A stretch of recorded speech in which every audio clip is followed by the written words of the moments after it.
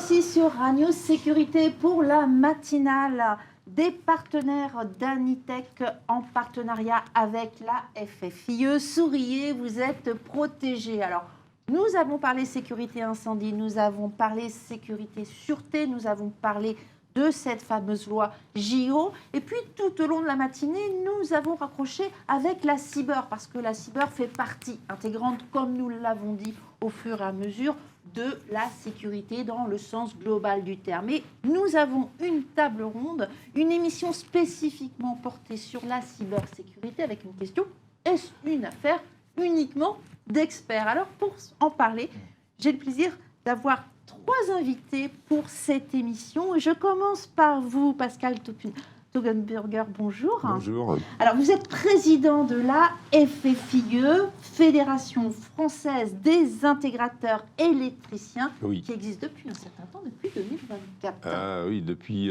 presque 100 ans, puisqu'on va fêter nos 100 ans l'année prochaine.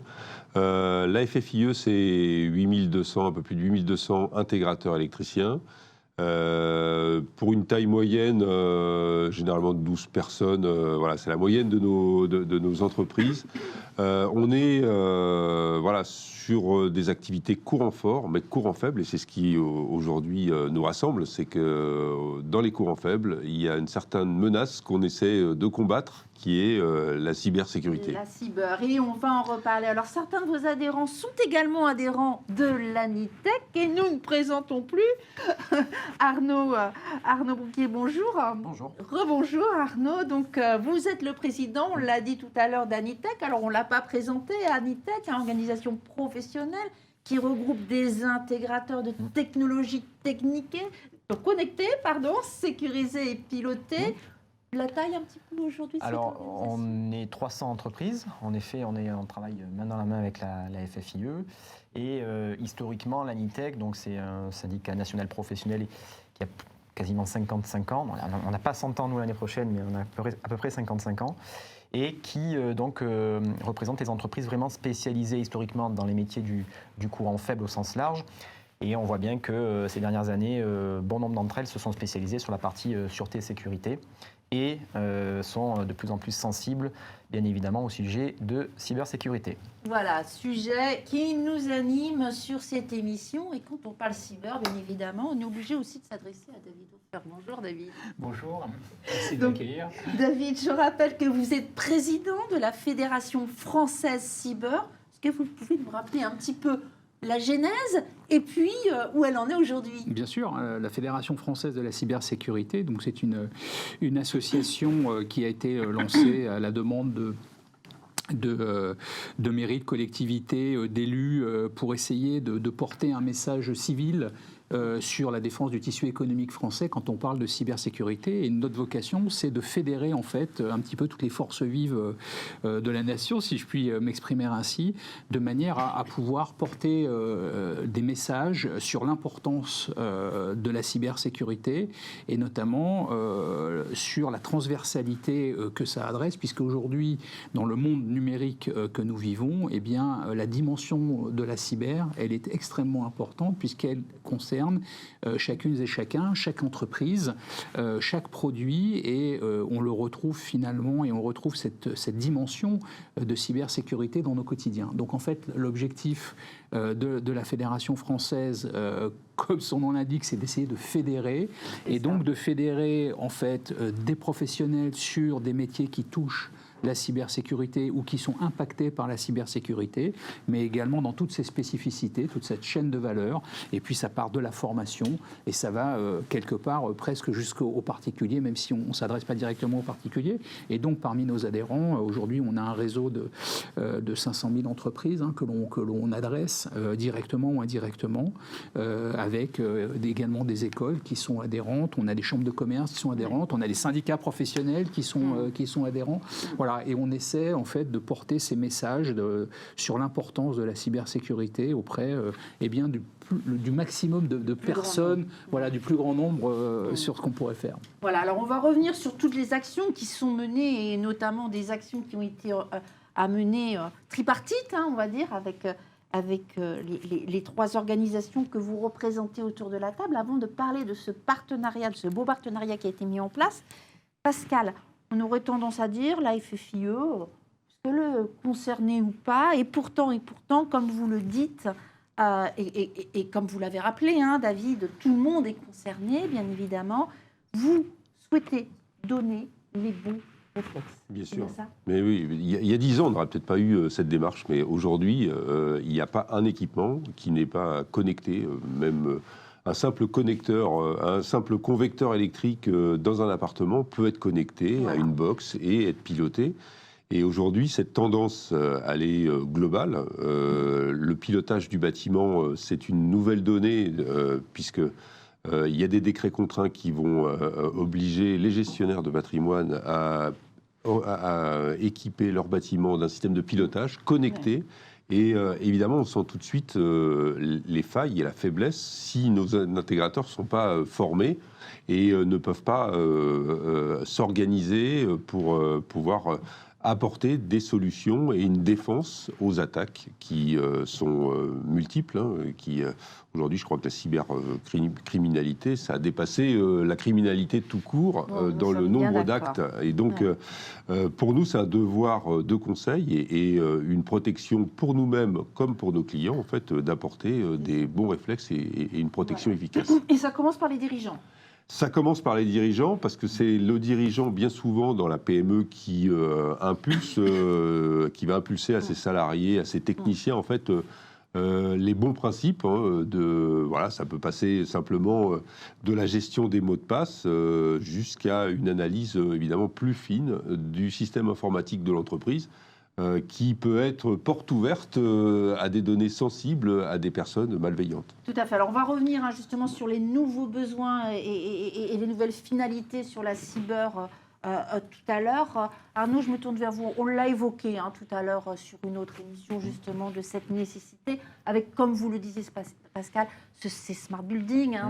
Et on parlait d'hyperviseurs tout à l'heure, avec des outils qui sont de plus en plus connectés. Alors, c'est vrai que vous aviez déjà plus ou moins entamé ce travail auprès de vos adhérents, parce qu'on a sur ces outils qui étaient numérisés déjà depuis, on va dire, une vingtaine d'années aujourd'hui, pris en compte que c'était un maillon de la chaîne. C'est bien ça? Complètement.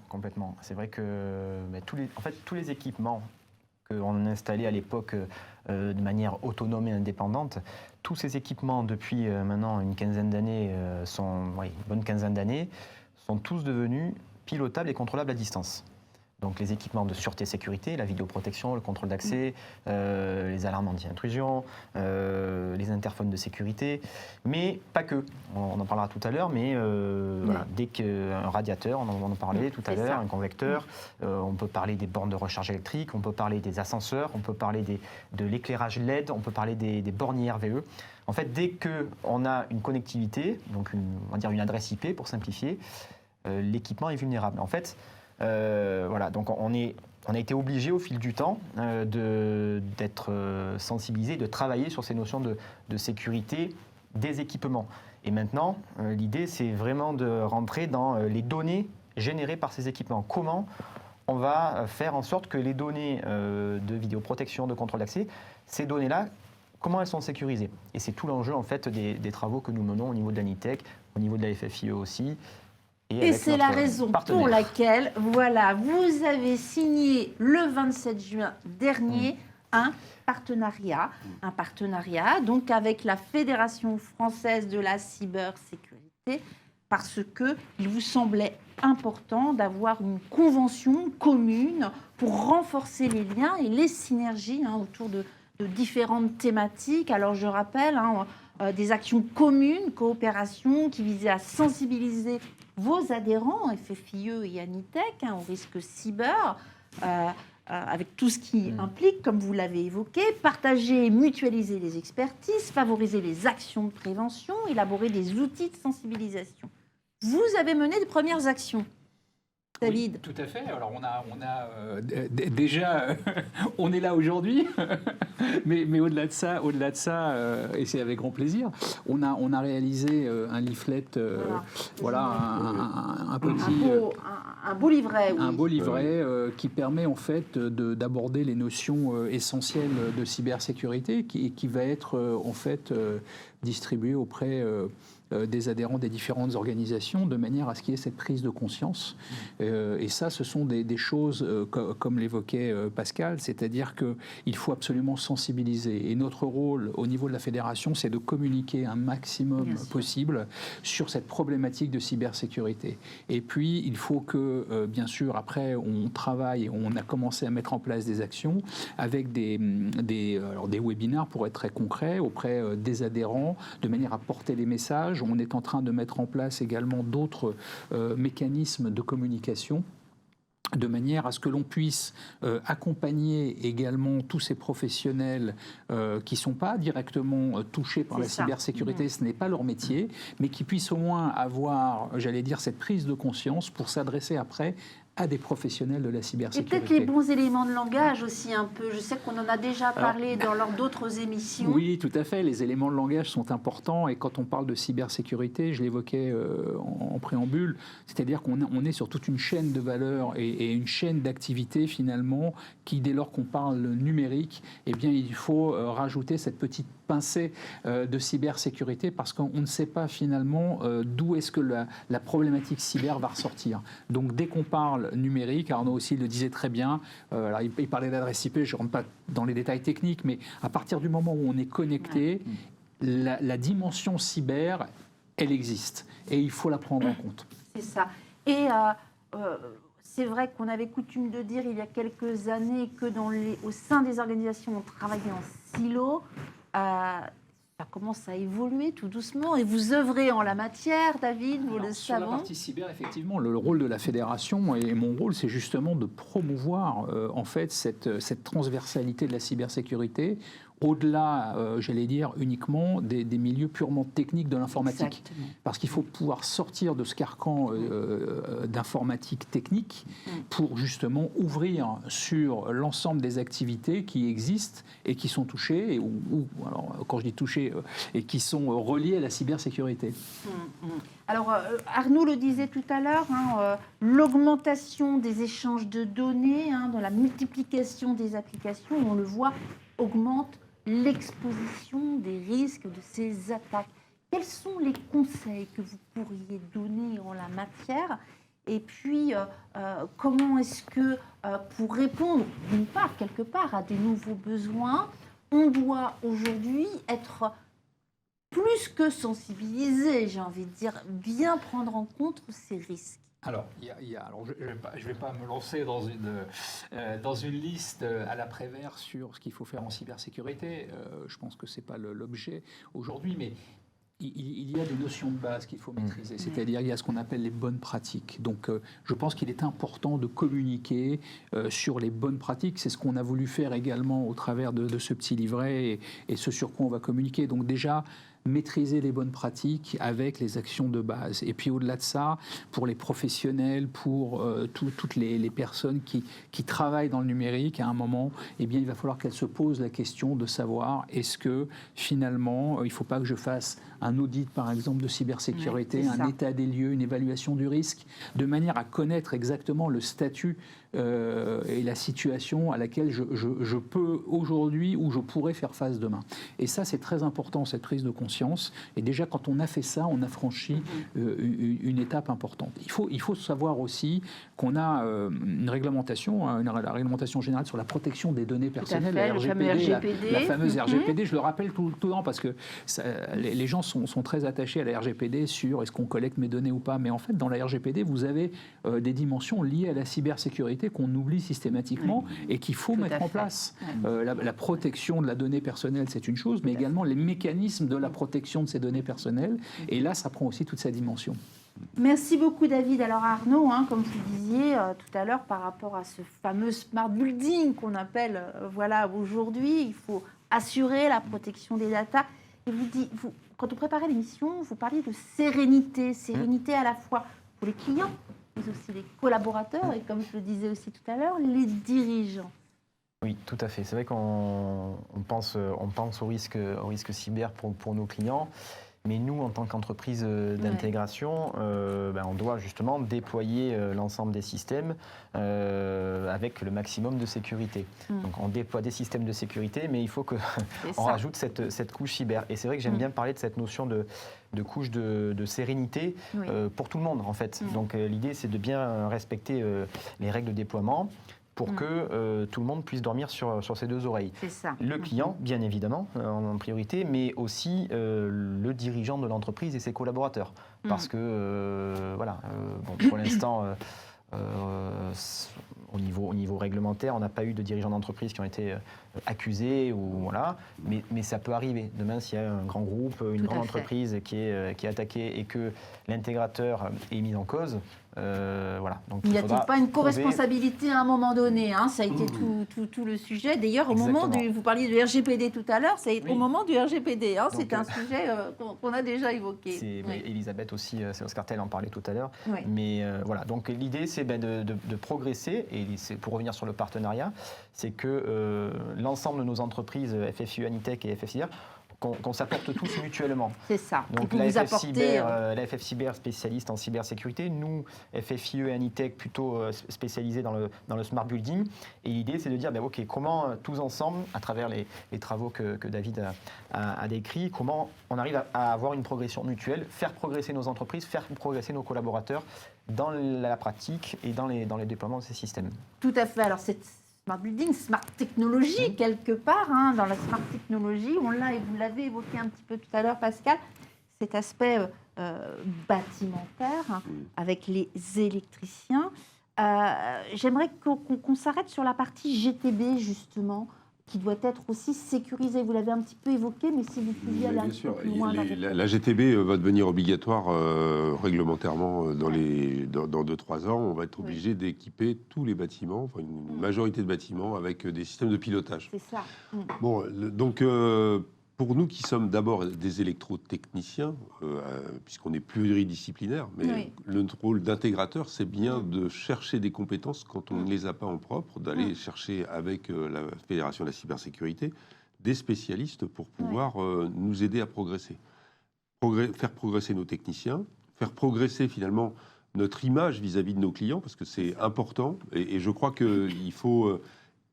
surtout ne pas éviter d'en parler, de la cybersécurité, parce que ça peut faire peur, mais dès qu'on en a parlé, ça veut dire quand même qu'on essaie de maîtriser le risque pour nos clients, et je pense que c'est un message très positif, et de pouvoir, à terme, d'apporter des solutions nouvelles qui vont être liées à la GTB, en fait, et qui vont permettre d'avoir des bons réflexes, soit d'isoler complètement la GTB du système informatique du bâtiment. C'est une des solutions les plus simples, et quand c'est pas possible, d'avertir le DSI ou le responsable des moyens généraux, de lui dire que on lui installe un système communicant avec des logins et des mots de passe, et la gestion de ces logins et mots de passe est importante. Et il faut déterminer qui les détient et qui va pouvoir accéder à distance en fait au système. Moi, je prends toujours l'image des vignettes critères pour les véhicules. Vous savez, on est tous impactés, puis on va l'être de plus en plus. Quand on installe des matériels électriques communicants, on ne sait pas véritablement, parce qu'on n'est pas les concepteurs de ces systèmes, comment ils communiquent. Donc on va les mettre en réseau, on va les alimenter, et après ils vont communiquer à l'extérieur. Bien souvent, ils envoient de la donnée à l'extérieur pour s'affranchir des pare-feux des systèmes informatiques. Et mon vœu avec les fabricants, c'est de pouvoir avoir une certification ou une qualification de ces produits par rapport au risque cyber. Et ça, c'est important. Alors, effectivement, et vous parlez... Alors, je retiens deux choses. Vous avez dit en parler, oser en parler. Et plus oser, il faut vraiment en parler. Et puis, ces fameuses certifications aujourd'hui qui arrivent au niveau de la FFIE. Alors, des certifications au niveau de la sécurité, sûreté, qui existe depuis un petit moment maintenant, notamment avec la NFA2P @. Une. d'entre elles, voilà, mais il y en a d'autres, il y a l'ANSSI notamment, voilà, on le sait, qui apporte un plus, et vous le disiez bien, Arnaud, aujourd'hui, qui peut être un vrai atout commercial quelque part. Alors oui, c'est déjà un moyen de faire progresser son entreprise, faire progresser ses équipes, tout à fait. Et demain, c'est vrai que si on va voir un client et on lui dit, bon voilà, on va vous déployer ces systèmes-là, mais on est conscient, on prend en compte le risque cyber et voilà comment on le traite, ça va être forcément un avantage concurrentiel. Aujourd'hui, le client à qui on parle de cybersécurité, je pense qu'il est forcément sensible, vu ce qui se passe autour de nous. Et donc voilà, on en revient en fait à cette démarche globale entre industriels, experts du domaine de la cyber et intégrateurs. Et en fait, il faut aussi qu'on intègre les clients pour que, c'est une question d'humilité, on en revient à cette notion d'humilité, parce qu'il faut l'être avec la cybersécurité, mais la cybersécurité, c'est une démarche globale avec toutes les parties que je viens de citer. Très bien. On peut dire donc, David, qu'on peut en faire un véritable enjeu de croissance économique ? Ah oui, tout à fait. C'est un véritable enjeu de croissance économique de par, j'allais dire, la confiance qu'on apportera en fait, à la fois aux prestataires. On parlait de smart building, on parlait de réseaux connectés. Il faut qu'il y ait de la confiance. Et à partir du moment où on a de la confiance en fait dans les produits qu'on va mettre en place ou qu'on va commercialiser ou dans les services idoines, eh bien forcément, on va créer de la confiance, on va créer de la dynamique et on va créer forcément de la croissance économique derrière. Oui, c'est ça. Vous en avez parlé l'un et l'autre, et vous l'avez évoqué également, David, des bons réflexes à avoir. Voilà, et puis il y a un livret qui est très bien fait sur ceci. J'aimerais davantage qu'on parle de la compétence cybersécurité au sein des entreprises. On a parfois affaire à de toutes petites PME, des TPE. Aujourd'hui, doit-on avoir forcément cette compétence en interne, ou bien existe-t-il cette possibilité de l'externaliser, voire de la partager, de la mutualiser ? Alors, c'est une excellente question. La cybersécurité, c'est un métier, ou plus exactement, ce sont des métiers. Parce que quand on parle de cybersécurité, au regard de ce que j'évoquais, on a toute une chaîne de valeur de la cybersécurité. Ça part de la formation, en passant par la gouvernance, il y a la prévention, il y a les systèmes de détection, il y a la rémédiation, il y a les cellules de crise. Enfin, on est sur une chaîne de valeur très large, et il est très difficile d'avoir une personne compétente dans tous les domaines. Donc exactement. En fait, quand déjà on est, j'allais dire, un grand compte ou un grand groupe, c'est difficile d'avoir des équipes qui maîtrisent tout. Donc on a des équipes qui sont avec du personnel assez nombreux pour pouvoir gérer toutes ces situations. Quand on est une petite entreprise, on ne peut pas avoir ces compétences en interne. Donc forcément, il faut faire appel à un spécialiste et à un prestataire externe. En revanche, c'est aussi pour ça qu'à la Fédération, on a créé ce métier d'assistant cyber. C'est pour permettre finalement aux entreprises de pouvoir avoir peut-être la possibilité d'avoir ce que j'appellerais plutôt un correspondant cyber, de manière à pouvoir poser des questions, avoir de l'information et ensuite peut-être adresser ou s'adresser exactement aux bonnes personnes. Non, mais c'est très important que vous le rappeliez, effectivement, de ces assistants, de ces intermédiaires, de ces acteurs qui vont jouer un premier rôle et qui vont pouvoir contact finalement des salariés de l'entreprise. C'est eux qui vont pouvoir en fait donner cette dynamique cyber s'il faut aller plus loin que la simple explication de pourquoi il faut changer son mot de passe, pourquoi il ne faut pas laisser son post-it avec les... Je dis ça en plaisantant, c'est une réalité encore aujourd'hui. Voilà. Nous sommes bien d'accord, et oui. Alors, on l'a dit et répété, parce que c'est très important, ce partenariat que vous avez mis en place avec des vraies actions derrière, que vous portez en tant que président, tous les trois.